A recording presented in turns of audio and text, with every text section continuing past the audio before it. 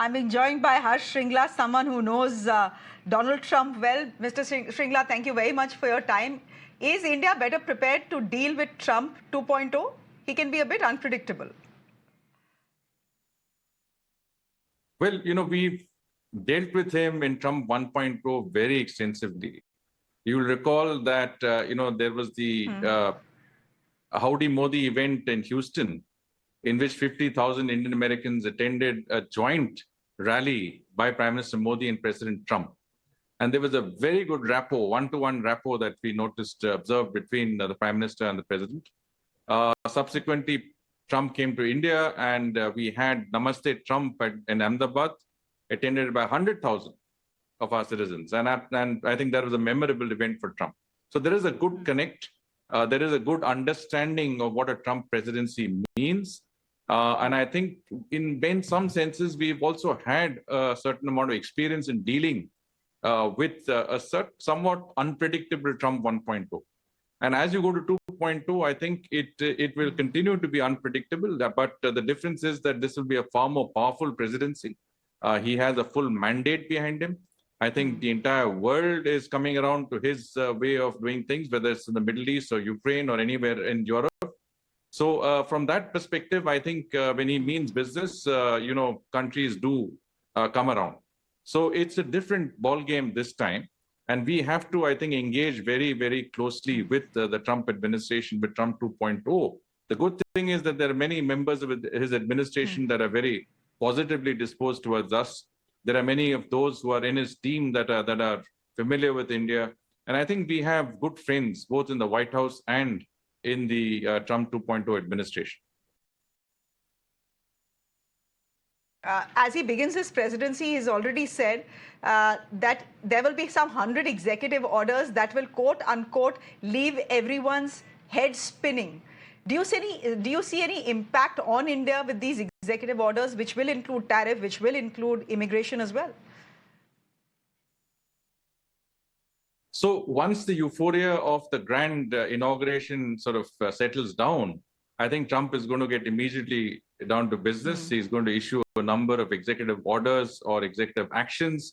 And many of these would definitely change, some of the existing, some of the status quo that comes from the Biden administration. After all, Trump has been elected with a mandate to bring in conservative governance. There's the Make America Great Again agenda behind him. And he's going to issue a number of decisions, whether it is ranging from illegal, dealing with deportation of illegals, to dealing with crime, to dealing with removing restrictions of what we call DEI, diversity, equity, and inclusion from the US military, not allowing transgenders to participate in women's sports teams, a range of issues that are there.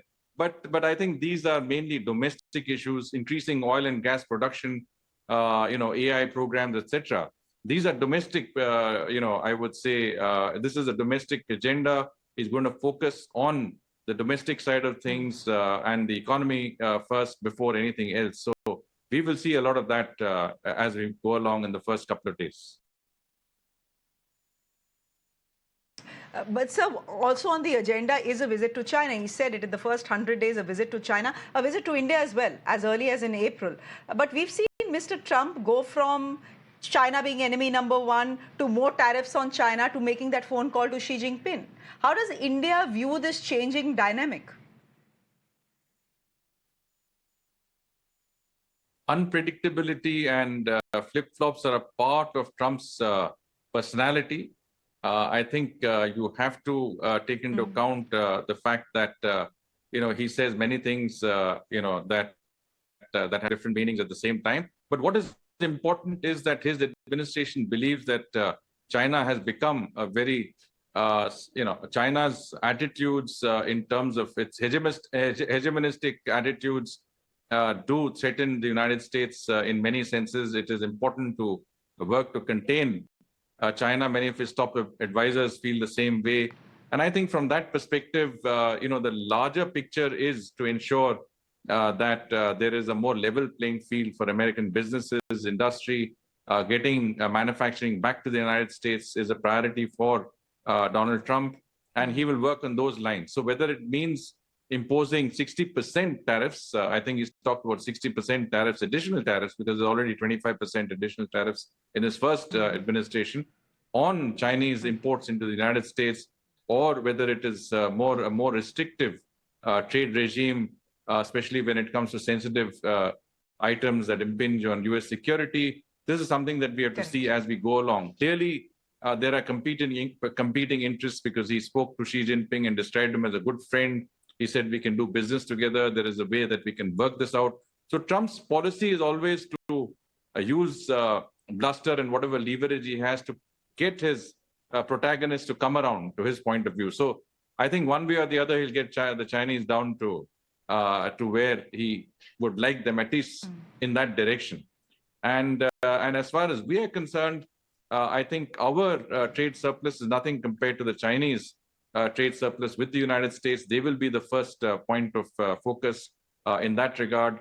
I don't think we need to, worry ourselves too much, because, if he imposes duties on Chinese imports, it itself creates a certain amount of openings and opportunities for our own businesses. Our depreciation rupee also gives us some advantage, because, our exports become more competitive from that point of view. So there are silver linings, and we should play to that. But most important, I feel, is that we must engage them early. We had a free trade agreement negotiation in Trump 1.0. We need to, take up where we left off there.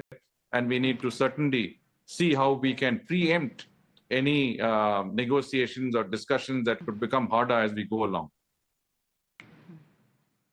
Okay. My last question, sir. There's much chatter around why Prime Minister Modi was not invited to this oath-taking ceremony. What are your views on that conversation? You see, if you look at the inauguration, it's just a symbolic event. It's a symbolic event in which, there are a number of, the focus is really on the, let's say, core supporters of President Trump. 200,000 people will come from all over America. They'll be there. It's like a tamasha.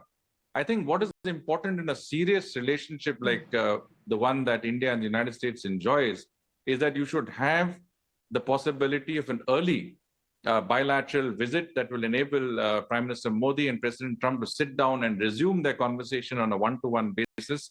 As I said, they have a very good rapport. There's an excellent understanding. President Trump has a great admiration and respect for Prime Minister Modi. So that visit, whether it's President Trump coming to India or whether it is Prime Minister Modi going to the United States, needs to be scheduled as early as possible. There is, it is India's turn to host the Quad Summit. So perhaps that gives us an opportunity as well. So there are many options there, and I think we should go for the serious option, not for the symbolic options that are not, I think, high on either President Trump's priorities or anyone else's priorities.